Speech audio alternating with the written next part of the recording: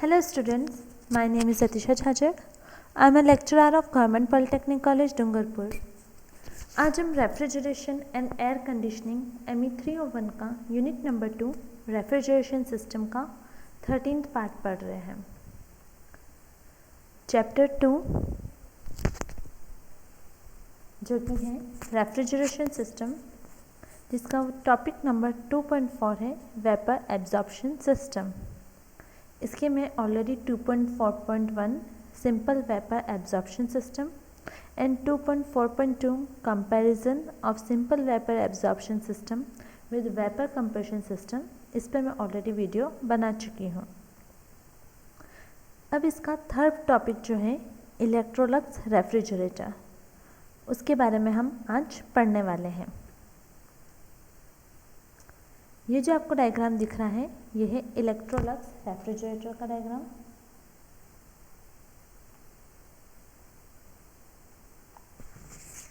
Electrolux refrigerator जिसे 3 fluid absorption system भी कहा जाता है, यानी कि 3 तरल अवशोषण निकाय।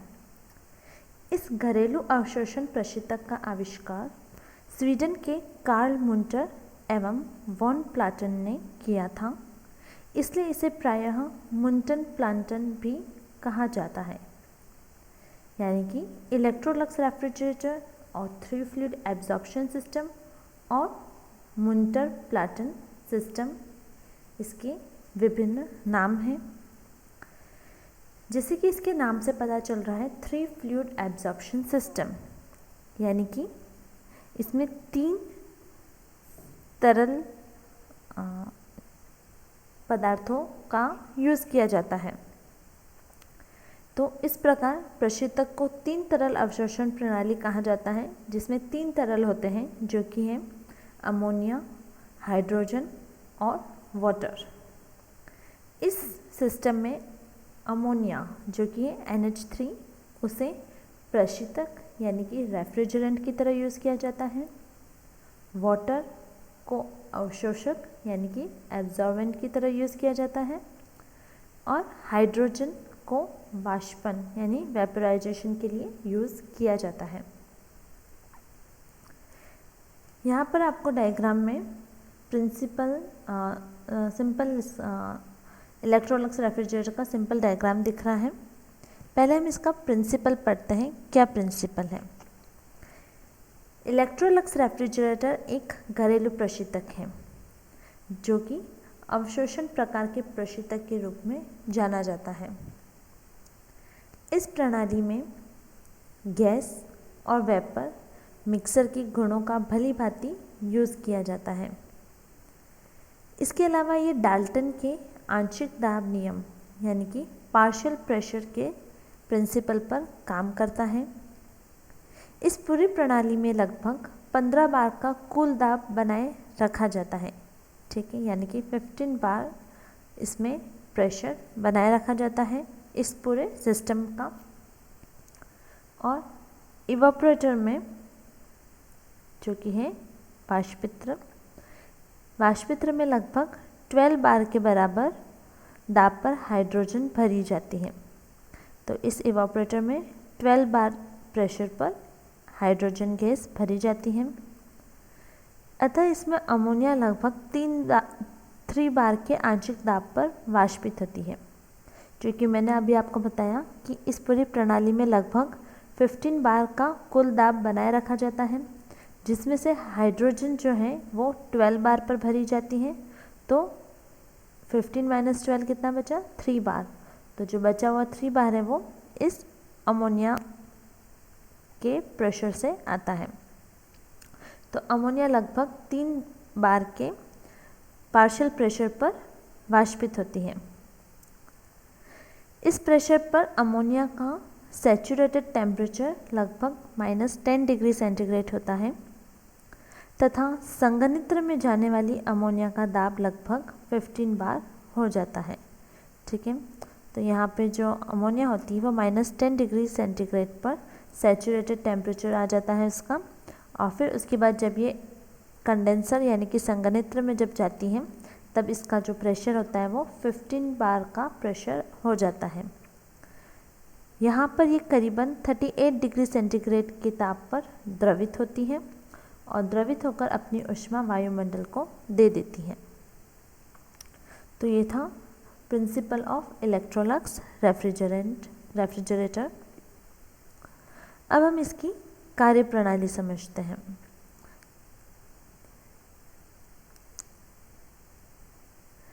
आप इस चित्र में देख सकते हैं, हम इस चित्र में देखते हैं तनुगोल, जिसे बोलते हैं सांद्र अमोनिया गोल। ठीक है,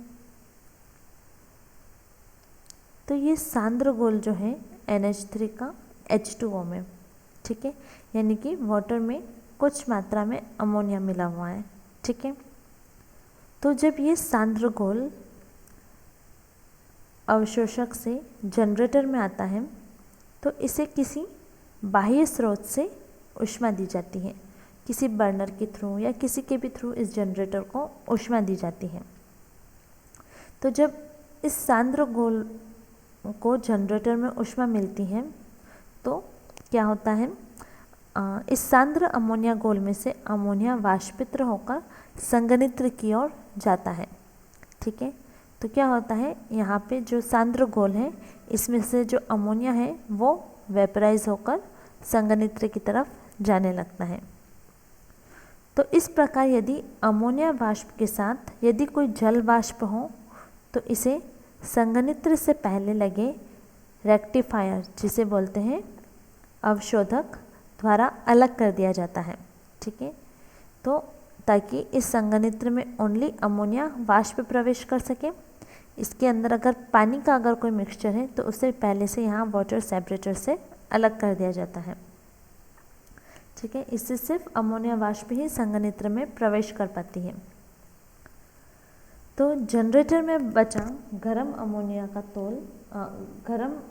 का तनुगोल ऊष्मा विनिमयत्र से होता हुआ अवशोषक में चला जाता है। ठीक है, तो क्या होता है, जो अमोनिया है वो तो वाष्प रूप में संघनित्र में चली गई, बचा हुआ जो तनुगोल है अमोनिया और वाटर का वो वापस अवशोषक में आ जाता है। ठीक है, पर चूंकि ये जनरेटर से पास होता हुआ आया है तो ये कुछ गर्म होता है। ठीक है, संघनित्र में अमोनिया वाष्प आ गई। ठीक है, उसके बाद क्या होता है, अमोनिया वाष्प अपनी गुप्त ऊष्मा शीतलन माध्यम को प्रदान कर द्रवित हो जाती है, यानी लिक्विफाइड हो जाती है और ये अपनी ऊष्मा वायुमंडल को दे देती है। उसके बाद क्या होता है, ये जो द्रवित अमोनिया है, लिक्विफाइड अमोनिया, ये गुरुत्व के कारण, ठीक है, ग्रेविटी के कारण ये नीचे की ओर प्रवाहित होती है। ठीक है, और इस तरह प्रवाहित होकर ये वाष्पित्र में चली जाती है। तो संघनित्र में अमोनिया वाष्प अमोनिया द्रव में कन्वर्ट हो जाती है और ये अमोनिया द्रव वाष्पित्र में चला जाता है। वाष्पित्र में जो कि मैंने आपको बताया, इसमें ऑलरेडी हाइड्रोजन गैस होती है जो कि 12 बार प्रेशर पर इसमें दाब से भरी जाती है। ठीक है, तो वाष्पित्र में द्रव अमोनिया हाइड्रोजन गैस से मिलती है। तो कम दाब होने के कारण आंशिक दाब और ताप पर वाष्पित गुप्त ऊष्मा प्रशीतित स्थान ले लेती है और शीतलन प्रभाव उत्पन्न कर देती है। तो वाष्पित्र में क्या होता है, शीतलन स्टार्ट हो जाता है। ठीक है, यह अमोनिया वाष्प और हाइड्रोजन का यहाँ पे मिक्सचर बन जाता है। तो यह NH3 + H2 का मिक्सचर गुरुत्व के कारण अवशोषक में प्रवेश करता है। ठीक है, तो वापस ड्यू टू ग्रेविटी ये अवशोषक में चला जाता है। ठीक है, यहाँ पर क्या होता है, हाइड्रोजन गैस जो होती है वो अमोनिया से हल्की होती है। ठीक है, तो अमोनिया गैस तो यहाँ नीचे रह जाती है और जो हाइड्रोजन गैस है वो यहाँ ऊपर की तरफ आ जाती है। ठीक है, तो ये अवशोषक के ऊपरी भाग में इकट्ठी हो जाती है। ठीक है, और फिर ये यहाँ से वापस वाष्पित्र की ओर चली जाती है।